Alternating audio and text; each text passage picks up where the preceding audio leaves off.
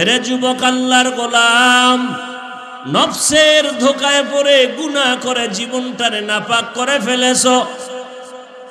হাতের দিয়ে তাকাইলে মনে হয় গুনার কারণে আমার হাত নাপাক, আমার চোখ নাপাক, আমার জিহ্বা নাপাক, অন্তর নাপাক।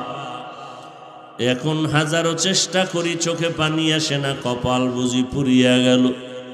হ্যাঁ, আল্লাহ কোন গুনার কারণে বেজার হয়ে গেছেন জানা নাই। জীবনে গুনাহ করে করে দিলটা পাথর করে ফেললাম। এরে যুবক আল্লাহর গোলাম, এখনো সময় আছে, তওবা করো।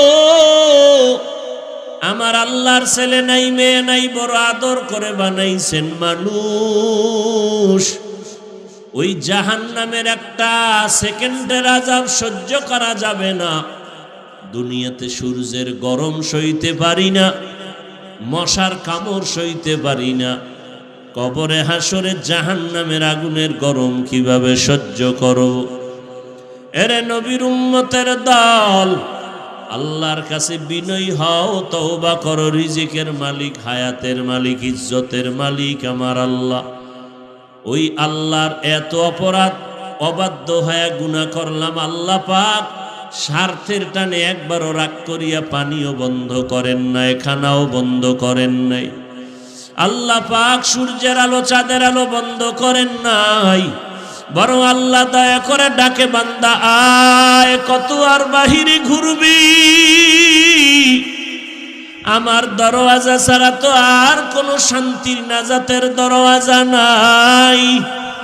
আমার কুদরতের দরজা বাদ দিয়া যেদিকেই যাবি সেদিকেই শুধু জাহান্নামের আগুন আর আগুন। নমরুদ দৌড়াইতে গিয়া টিকতে পারে নাই, বাঁচতে পারে নাই। ফেরাউন আমি আল্লাহর দরজা বাদ দিয়া অন্যদিকে দৌড়াইয়া বেঁচে থাকতে পারে নাই, পালাইতেও পারে নাই। কারণ আমি আল্লাহর রহমতের দরজা বাদ দিয়া দুনিয়ার দরজায় দৌড়াইলো, কারো কাছে গিয়া শান্তি পায় নাই, নিস্তারও পায় নাই। ও বান্দা, তোমরা কোথায় যাইবা?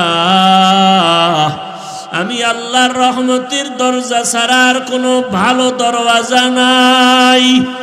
যেদিকেই যাইবা সেদিকেই শুধু আযাব আর জাহান্নামের আগুন। আমি আল্লাহ কতটা দয়ার মালিক। এমন একটা রাত্র নাই যে প্রথম আসমানে আমি কুদরতের নজর দিয়া তাকাই না। ও বান্দা, পাহাড় পরিমাণও যদি গুনাহ করো, আমার কাছে তওবা করো, ক্ষমা চাও। খাঁটি অন্তরে যদি তওবা করতে পারো, জীবনের গুনাহ একটা সেকেন্ডে আমি